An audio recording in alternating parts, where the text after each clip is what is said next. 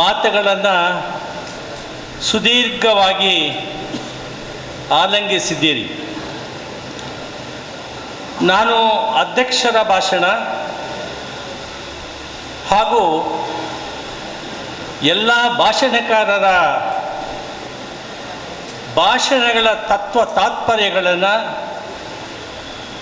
ತಮ್ಮ ಮುಂದೆ ಪ್ರಸ್ತಾಪಿಸಿ ಮಾತನಾಡಬೇಕಾಗಿದೆ. ಸಮಯ 1 ತಾಸು ಆಗ್ತಾ ಇದೆ. ಮುಂಜಾನೆ 10 ಗಂಟೆಯಿಂದ ತಾವೆಲ್ಲರೂ ಆಸೀನರಾಗಿದ್ದೀರಿ. ಹಸಿವಾಗ್ತಾ ಇದೆ, ನನಗೂ ಹಸಿವಾಗ್ತಾ ಇದೆ. ಭಾಳಷ್ಟು ಹಿರಿಯರು ಡಯಾಬಿಟಿಕ್ ರೋಗ ಅಲ್ಲ ಅದು, ಆದ್ದರಿಂದ ಅದಕ್ಕೆ ಆಹಾರದ ಸೇವನೆ ಬಹಳ ಮುಖ್ಯವಾಗಿದೆ. ಇದನ್ನು ನಾನು ಅರ್ಥಕೊಂಡಿದ್ದೀನಿ. ಇವೆಲ್ಲವನ್ನು ಗಮನದಲ್ಲಿಟ್ಟುಕೊಂಡು ವಿಷಯದ ಪ್ರಸ್ತಾಪನೆ ಈ ಮಹಾ ಸಮ್ಮೇಳನದಲ್ಲಿ ಮಾಡಬೇಕಾಗಿದೆ. ವೇದಿಕೆ ಮೇಲೆ ಆಸೀನರಾಗಿರ್ತಕ್ಕಂತಹ ಸನ್ಮಾನ್ಯ ರೈತರು ಈ ದೇಶದ ಬೆನ್ನೆಲುಬು ಅಂತ ಹೇಳಿ ಎಲ್ಲ ರಾಜಕೀಯ ಪಕ್ಷಗಳು, ಎಲ್ಲ ಸರ್ಕಾರಗಳು ಸತತವಾಗಿ ಸಾರಿಕೊಂಡು ಬಂದಿದೆ. ಬೆನ್ನನ್ನು ಮುರಿತಾ ಇರ್ತಾರೆ. ಚುನಾವಣೆ ಬಂದಾಗ ಹಸಿರು ಕ್ರಾಂತಿ,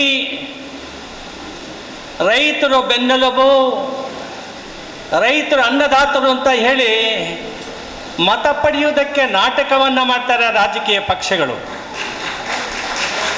ಬಂಧುಗಳೇ, ಬೆನ್ನೆಲುಬನ್ನು ಮುರಿಯತಕ್ಕಂತಹ ಕಾಲಘಟ್ಟದಲ್ಲಿ 2019 ಸಮಯದಲ್ಲಿ ವರ್ಷದಲ್ಲಿ ರೈತರ ಹಕ್ಕುಗಳನ್ನು, ಮೂಲಭೂತ ಮತ್ತು ಮಾನವೀಯ ಹಕ್ಕುಗಳನ್ನು ಕಸಿದುಕೊಳ್ತಕ್ಕಂತಹ 3 ಶಾಸನಗಳನ್ನು, ಜನವಿರೋಧಿ ಶಾಸನಗಳನ್ನು ಸಂವಿಧಾನ ವಿರೋಧವಾಗಿ, ಜನವಿರೋಧವಾಗಿ ಶಾಸನಗಳನ್ನು ಭಾರತ ಸರ್ಕಾರ ಮಾಡಿದಾಗ ಕುಗ್ಗದೆ ಧೈರ್ಯದಿಂದ, ಸ್ಥೈರ್ಯದಿಂದ ಇಡೀ ಪಂಜಾಬ್, ಉತ್ತರ ಪ್ರದೇಶ, ರಾಜಸ್ಥಾನ, ಕರ್ನಾಟಕ, ತೆಲಂಗಾಣ, ಆಂಧ್ರ ಪ್ರದೇಶದ ರೈತ ನಾಯಕರುಗಳೆಲ್ಲರೂ ಕೂಡ ನವದೆಹಲಿ ಕೇಂದ್ರದಲ್ಲಿ ನಾಯಕತ್ವ ಕೊಟ್ಟು ಭಾರತ ಸರ್ಕಾರದ ಅಂದಿನ ರಾಜಕೀಯ ಪಕ್ಷ ಏನು ಆಳ್ತಾ ಇತ್ತು NDAಗೆ ಎಚ್ಚರಿಕೆಯನ್ನು ಕೊಟ್ಟು ಈ 3 ಶಾಸನಗಳನ್ನು ವಾಪಸ್ ತೆಗೆದುಕೊಳ್ತಕ್ಕಂಥ ನಾಯಕತ್ವವನ್ನು ವಹಿಸಿರ್ತಕ್ಕಂಥ ಸನ್ಮಾನ್ಯ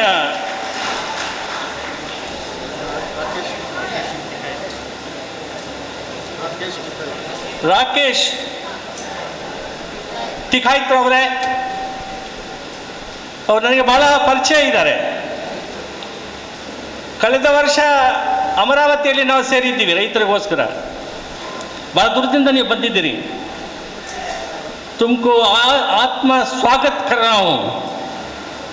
ಇಡೀ Karnataka people will invite you and welcome you mister Tikait. Give you strength to fight back against this anti-people government.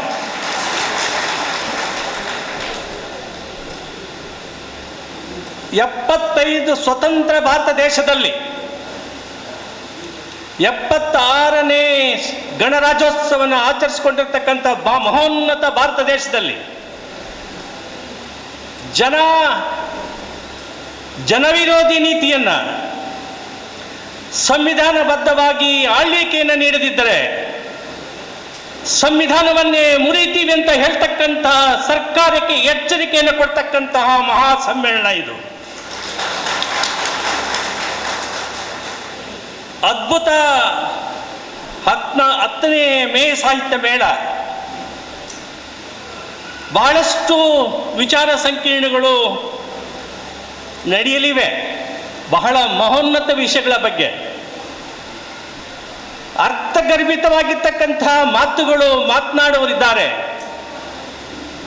ನಿಮಗೆ ಸ್ವಲ್ಪ ಕಷ್ಟ ಆಗಬಹುದು ಕೂತ್ಕೊಳ್ಳೋಕ್ಕೆ, ಕೇಳಿಸ್ಕೊಳ್ಳೋಕ್ಕೆ. ನೀವು ಕಷ್ಟ ಅಂತ ಭಾವಿಸಬಾರದು. ಯಾಕಂತ ಹೇಳಿದ್ರೆ ಸ್ವತಂತ್ರವನ್ನು ತಂದುಕೊಟ್ಟಿರ್ತಕ್ಕಂಥ ನಮ್ಮ ಎಲ್ಲ ಹಿರಿಯರು, ಸಾಹಿತಿಗಳು, ರೈತರು, ಮಹಿಳೆಯರು ನೆನಪಿಸಿಕೊಳ್ಬೇಕಾಗಿದೆ. ದೇಶದ ಸ್ವಾತಂತ್ರ್ಯಕ್ಕೋಸ್ಕರವಾಗಿ ತ್ಯಾಗ ಮಾಡಿರ್ತಕ್ಕಂಥ, ಬಲಿದಾನ ಮಾಡಿರ್ತಕ್ಕಂಥ ಜನರನ್ನು ಸ್ಮರಿಸಿಕೊಂಡು ಎರಡನೇ ಸ್ವಾತಂತ್ರ್ಯ ಹೋರಾಟಕ್ಕೆ ಸಿದ್ಧ ಆಗುವುದಕ್ಕೆ ನೀವು ತಯಾರಾಗಿರಬೇಕಾಗಿದೆ. ಆ ಕಾಲಘಟ್ಟ ಒದಗಿ ಬಂದಿದೆ. ಈ ಸಮ್ಮೇಳನದಲ್ಲೇ ಮುಖಾಂತರ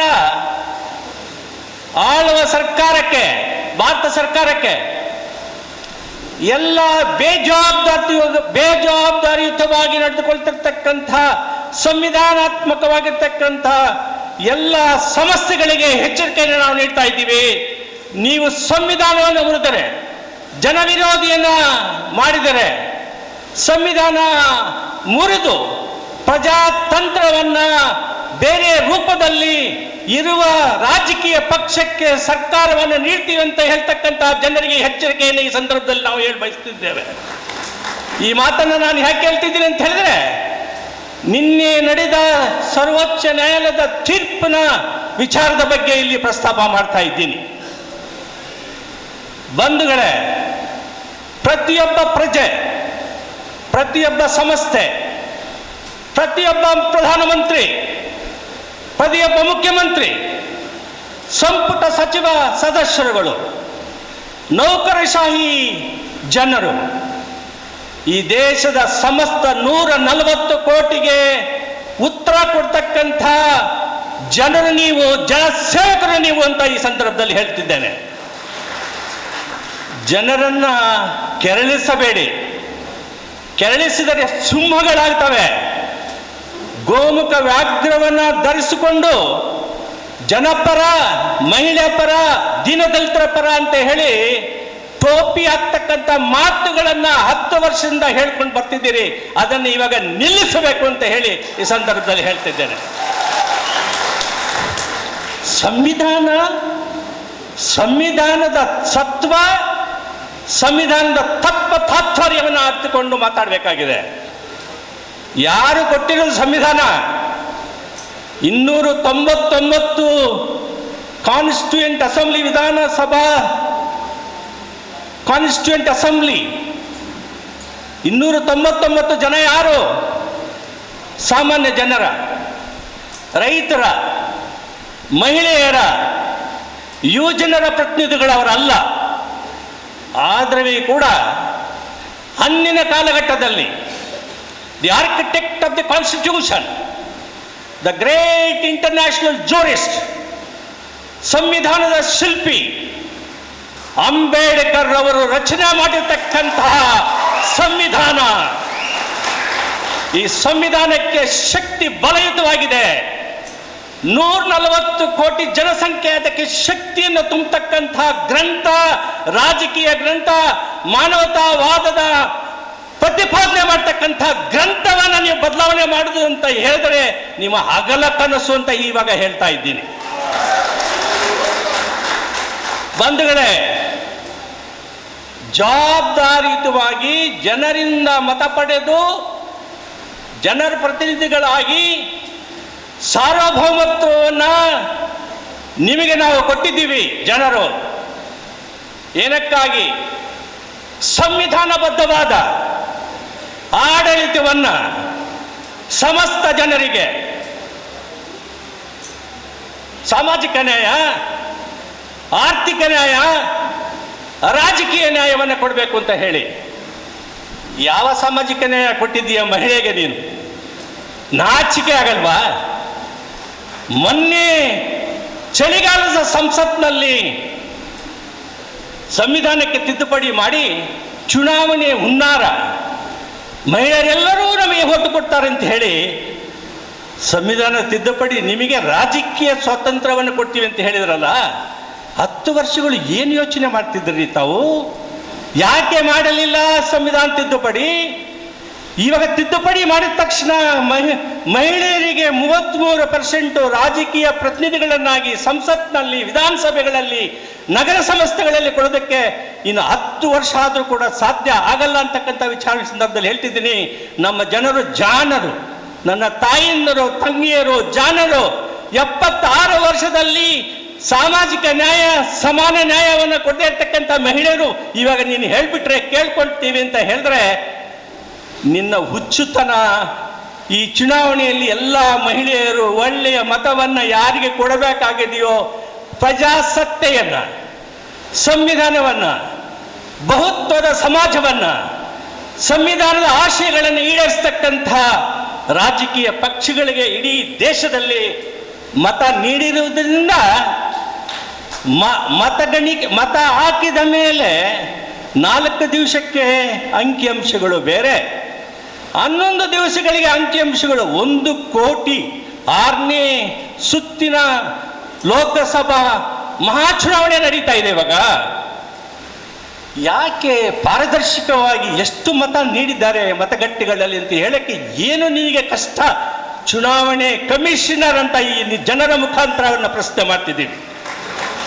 ನ್ಯಾಯದಲ್ಲಿ ಆಜ್ಞೆ ಬರದೇ ಇರಬಹುದು, ಜನರು ಮರೆಯುವುದಿಲ್ಲ. ಜನರ ಹಕ್ಕುಗಳನ್ನು ಕಸಿದು ಸಾರ್ವಭೌಮತ್ವವನ್ನು ಯಾರಿಗೆ ಜನ ಮತ ನೀಡಿದ್ದಾರೆಯೋ ಅವರನ್ನ ಚುನಾಯಿತರನ್ನಾಗಿ ಮಾಡದೆ ಹೋದರೆ ದೇಶದಲ್ಲಿ ಅಲ್ಲೋಲ ಕಲ್ಲೋಲ ಆಗ್ತದೆ ಅಂತಕ್ಕಂಥ ವಿಚಾರಣೆ ಸಂದರ್ಭದಲ್ಲಿ ಹೇಳ್ತಿದ್ದೀನಿ.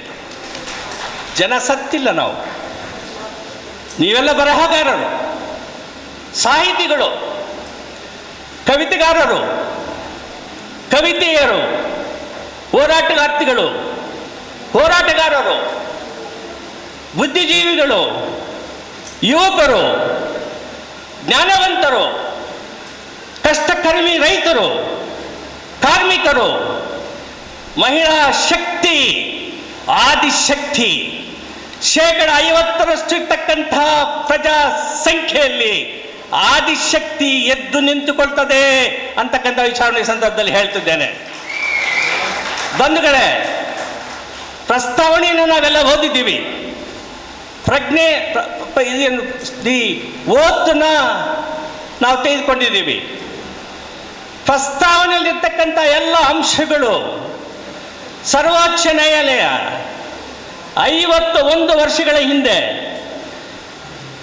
ಕೇಶವಾನಂದ ಭಾರತಿ ಕೇಸ್ನಲ್ಲಿ 13 ಜನ ನ್ಯಾಯಮೂರ್ತಿಗಳು ಸಂವಿಧಾನದ ಪೀಠದಲ್ಲಿ ಹೇಳ್ತಾರೆ, ಸಾರ್ವಭೌಮತ್ವ, ಸಮಾಜವಾದ, ಧರ್ಮನಿರಪೇಕ್ಷತೆ, ಗಣರಾಜ್ಯೋತ್ಸವ, ಪ್ರಜಾತಂತ್ರ, ಈ ಎಲ್ಲ ಅಂಶಗಳು ತಾತ್ಪರ್ಯಗಳಿಂದ ಕೂಡಿ ಬಂದಿದೆ. ಎಲ್ಲ ವಿಷಯಗಳು ಮೂಲಭೂತ ತತ್ವಗಳು. ಈ ಮೂಲಭೂತ ತತ್ವಗಳನ್ನು ಬದಲಾವಣೆ ಮಾಡೋದಕ್ಕೆ ಸಂಸತ್ತಿಗೆ ಅಧಿಕಾರವಿಲ್ಲ ಅಂತ ಹೇಳಿ ತೀರ್ಪು ಸರ್ವೋಚ್ಚ ನ್ಯಾಯಾಲಯ ನೀಡಿದೆ. ಯಾವುದೋ ಒಬ್ಬ ಸಂಸತ್ ಸದಸ್ಯ, ಯಾವುದೋ ಒಂದು ಮತೀಯ ಸಂಘ ಸಂವಿಧಾನ ಶಿಲ್ಪಿಯ ಕಷ್ಟ ಕಾರ್ಪಣ್ಯಗಳ ಮುಖಾಂತರ 3 ಮತ್ತು 4ನೇ ಭಾಗದ ಸಂವಿಧಾನ, ಮೂಲಭೂತ ಹಕ್ಕುಗಳು ಈ ದೇಶದ ಸಮಸ್ತ ಜನರಿಗೆ, ರಾಜ್ಯ ನಿರ್ದೇಶ ತತ್ವಗಳು ಎರಡೂ ಸೇರದೆ ಮಾನವೀಯ ಹಕ್ಕುಗಳನ್ನು ಸಮಸ್ತ 140 ಕೋಟಿ ಜನಸಂಖ್ಯೆಗೆ ಕೊಟ್ಟಿರುವಾಗ ಬದಲಾವಣೆ ಮಾಡ್ತೀಯ? ಅಲ್ಲಿ ಬದಲಾವಣೆ ಮಾಡ್ತೀಯ? ಏನು ಪೇಪರ್ನಲ್ಲಿ ಬದಲಾವಣೆ ಮಾಡ್ತೀಯ? ನೀನು ಮಾಡೋಕ್ಕೆ ಬಿಡ್ತೀವ ನಾವು ಅಂತಕ್ಕಂಥ ವಿಚಾರನೇ ಹೇಳ್ತಿದ್ದೇನೆ. ಬಹಳ ಜವಾಬ್ದಾರಿತವಾಗಿ ಮಾತಾಡ್ತಿದ್ದೀನಿ ನಾನು.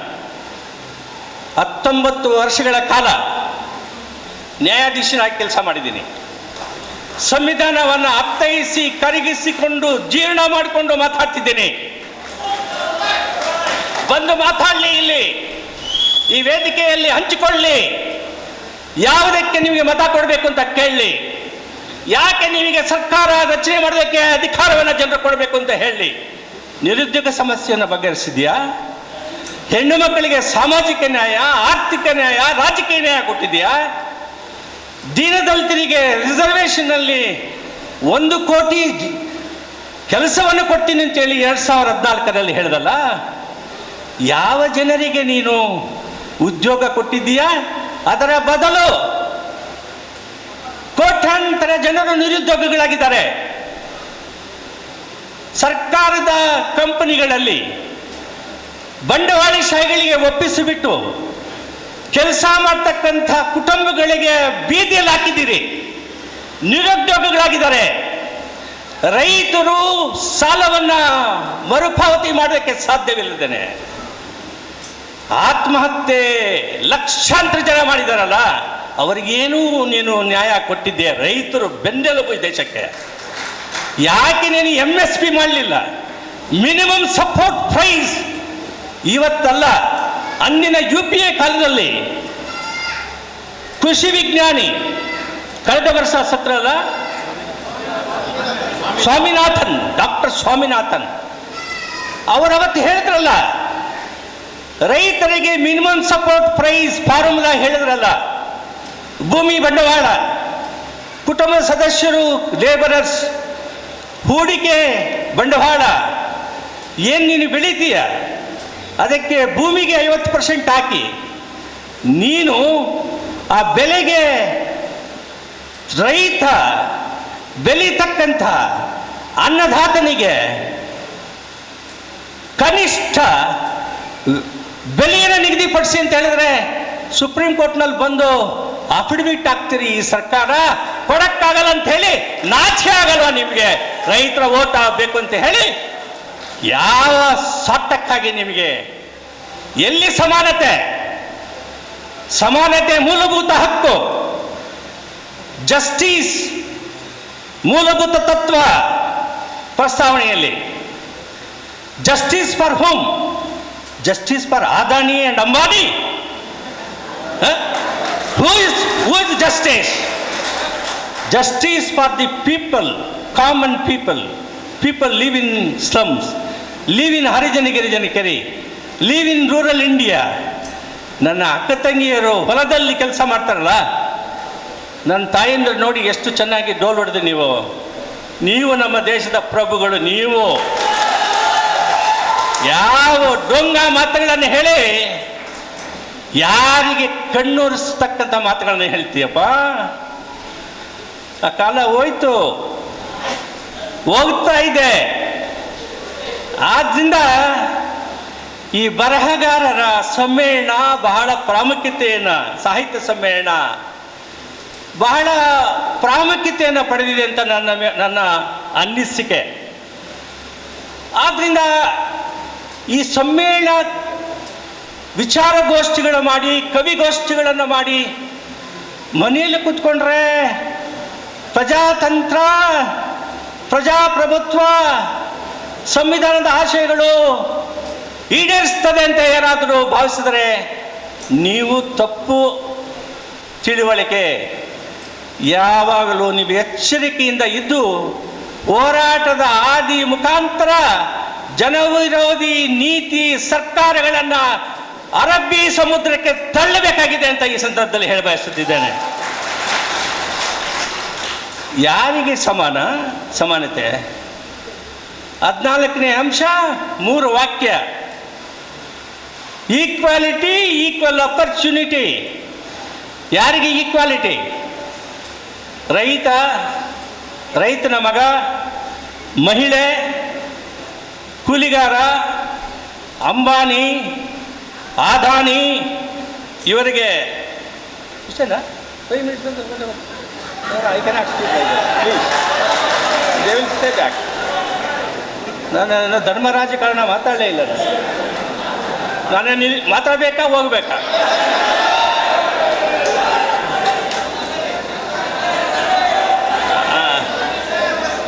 ನಿಮಗೆ ಹಸಿವಿನಿಂದ ತಟ್ಕೊಳ್ಳೋದಿದ್ರೆ ಇನ್ನೊಂದು 15 ನಿಮಿಷ ಮಾತಾಡ್ತೀನಿ. ಒಂದು 1/4 ಗಂಟೆ. ನಾನು 1/4 ಗಂಟೆ ಮಾತಾಡೋಕ್ಕೆ ಬೆಂಗಳೂರಿಂದ ಇಲ್ಲಿ ಬಂದಿಲ್ಲ. I am sorry.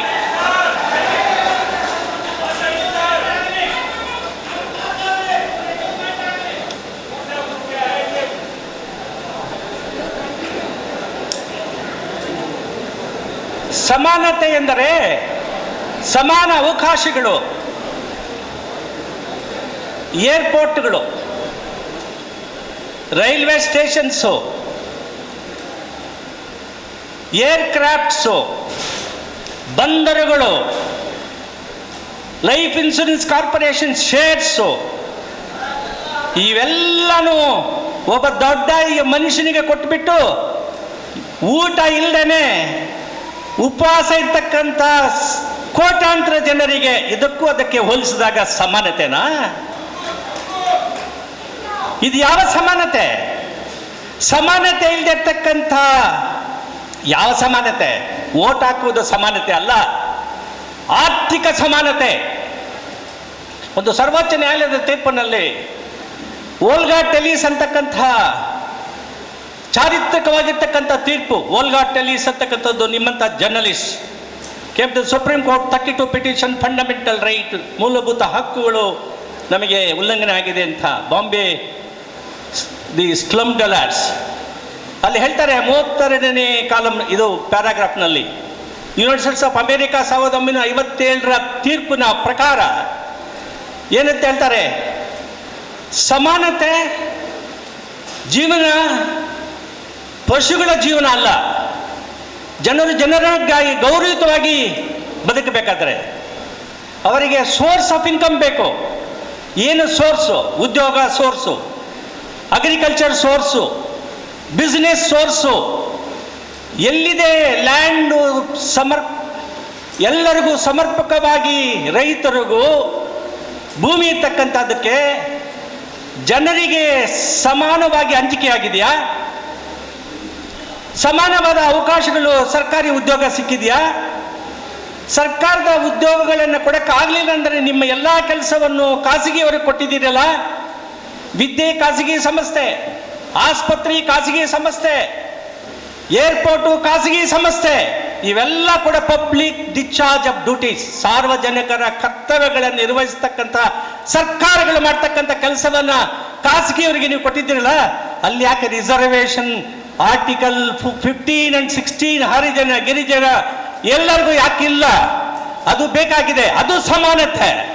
ಎಲ್ಲಿ ಸಮಾನತೆ? ಸಮಾನತೆ ಯಾರಿಗೆ? ಬರೀ ಗಂಡಸರಿಗೆ ಮಾತ್ರ ಸಮಾನತೆನಾ? ಹೆಣ್ಣು ಮಕ್ಕಳಿಗೆ ಹೇಳ್ತಾರೆ 15ನೇ ಅನುಚ್ಛೇದದಲ್ಲಿ ಮತಭೇದವಿಲ್ಲದೆ, ಜಾತಿ ಭೇದವಿಲ್ಲದೆ, ವರ್ಣಭೇದವಿಲ್ಲದೆ, ಲಿಂಗಭೇದವಿಲ್ಲದೆ ಸಮಾನತೆ ಮಹಿಳೆಗೆ. 56ನೇ ಹಿಂದೂ ವಾರಸುದಾರರ ಕಾಯಿದೆ ಎಲ್ಲಿ ಹೆಣ್ಣು ಮಕ್ಕಳು ಅವಿಭಕ್ತ ಕುಟುಂಬದ ಪಾಲುಗಾರರು ಅಂತ ಹೇಳಿದ್ದು ಯಾವಾಗ? 2004ರಲ್ಲಿ. ಎಷ್ಟು ವರ್ಷ ನೀವು ಸ್ವತಂತ್ರ ಬಂದ ಮೇಲೆ? 50 ವರ್ಷಗಳ ಮೇಲ್ಪಟ್ಟು